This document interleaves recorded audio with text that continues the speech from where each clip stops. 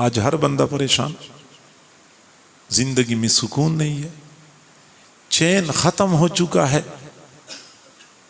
میرے بھائیوں، دنیا والے کہتے ہیں کہ دنیا مسائلستان ہے، یہ ہے ہی پریشانیوں کی جگہ، یہاں سکون ممکن ہی نہیں ہے، یہاں مسائل ہی مسائل ہیں۔ تو میرے بھائیوں، یہ غلط فہمی ہے۔ اللہ تعالیٰ نے اس دنیا کو مسائلستان نہیں بنایا بلکہ جنت کا نمونہ بنایا ہے۔ جیسے جنت میں سکون ہے، ایسی ہی اللہ رب العزت نے اس دنیا میں سکون رکھا ہے۔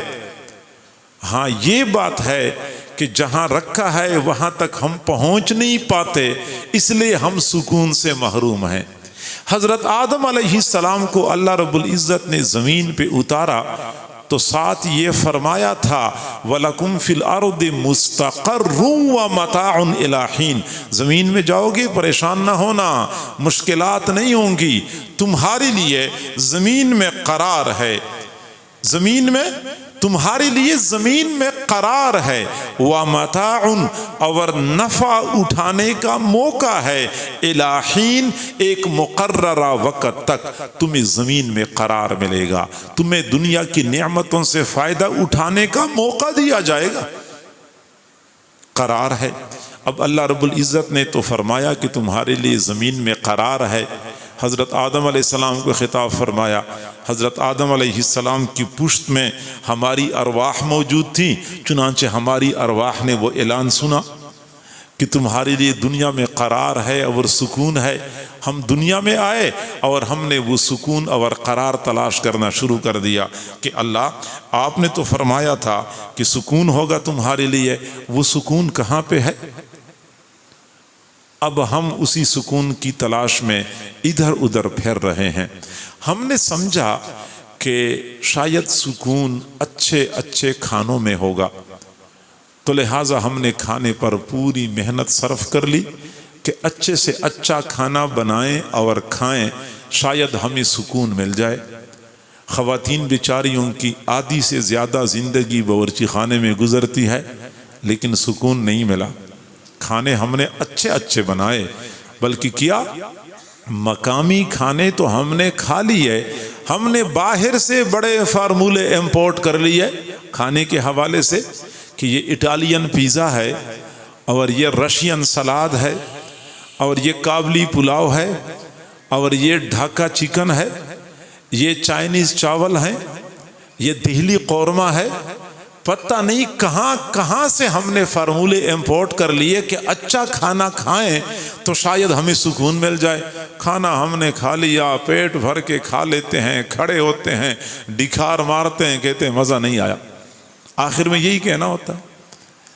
پھر ہم نے سوچا کہ شاید اچھے کپڑوں میں ہمیں سکون مل جائے گا، پھر اچھے اچھے کپڑے ہم نے بنوائے، خریدے، مختلف ڈیزائن، مختلف فیشن، مختلف سٹائل، پتہ نہیں کیا کچھ آج کل کے مرد بھی بنا رہے ہوتے ہیں، خواتین بھی بنا رہی ہوتی ہیں، لیکن آخرکار ہم سکون پانے میں ناکام ہوئے۔ پھر ہم سمجھے کہ شاید عالیشان کوٹھی ہم بنائیں تو سکون مل جائے گا، ہم نے کوٹھیاں اور بنگلے کھڑے کر دیے، سکون پھر بھی نہ ملا۔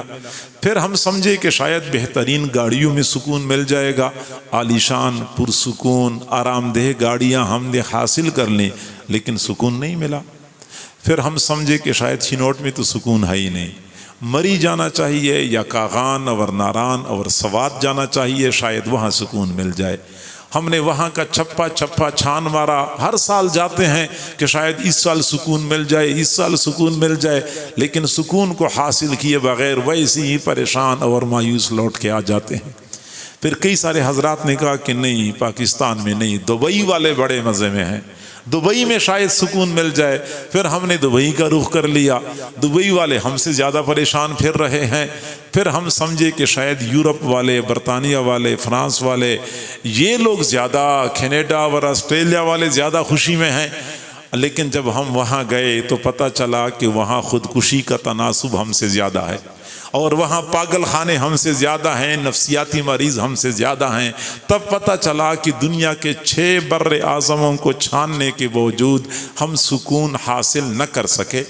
یا اللہ، آپ نے ہمیں دنیا میں بھیجا، آپ نے تو کہا تھا کہ وَلَكُمْ فِي الْأَرْضِ مُسْتَقَرٌّ، دنیا میں تو ہمیں بے چینی اور پریشانی کے علاوہ کچھ بھی نہ ملا، وہ سکون جو آپ نے رکھا ہے وہ کہاں پہ ہے؟